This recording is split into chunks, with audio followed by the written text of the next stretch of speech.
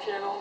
We're here at Elite Session 2 with Adam Finkelstein of the New England Recruiting Report and ESPN. I'm your host, Lucas Shapiro. And Adam, when a player comes to a camp like this, how do you think they can benefit? Well, obviously there's so many coaches here that, the lines the walls are lined with coaches, and so really anyone who stands out is going to get seen really, really quickly. So not just from coaches, but there's evaluators, and the word of mouth from an event like this is tremendous, and it's the type of event that can really springboard a prospect in their stock throughout the rest of the month.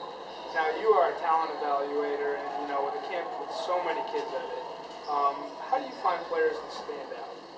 Well, I think it's a couple different things. Firstly, the guys who have the highest level physical tools will stand out almost at first glance, and that's a big part of evaluating level in terms of a college basketball prospect, but also in a camp like this, the guys who play the right way, who share the ball, make the extra pass, are efficient with their dribbles, I think those guys really stand out as well, because sometimes the moves that might be successful in a camp setting don't always translate to the college level. So guys who are making the moves that do translate, those things really do stand out.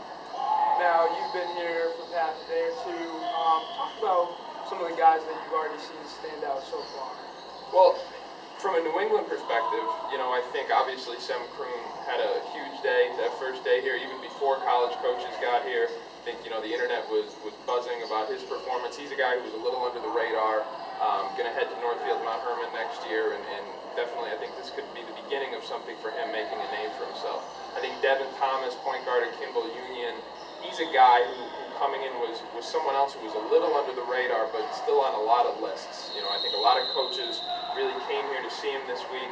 He was tremendous last night, the opening night of camp on Wednesday. I think he scored 7 consecutive points in the fourth quarter. Just really went to work. He's got a ton of spurtability, is what I was calling it. He's another guy in the New England ranks. I think the Taylor brothers, Jaquil Taylor, Maurice Taylor, Jaquil got better and better as the day went on yesterday. So I think from a New England perspective, there's a few different guys. From turn the lens a little bit from an ESPN perspective, which is just the overall camp. There's so many talented players here. You really can't do it in one day. It's going to take the entire camp to be able to see everybody in detail. And I've been really impressed with the underclassmen here. I think there's a lot of high major talent here in the classes of 2015 especially. It's been really, really intriguing, the young players that the Northeastern region has to offer. Okay, and are there any players in particular on the national level that you think stood out? There are, yeah, for sure. Isaiah Whitehead was really, really good last night. He's a guy who had high major coaches here right at 5 o'clock and just, gets to the rim anytime he wants. Chinoso had Jay Wright here from Villanova today. I saw Fran Dunphy from Temple there watching him.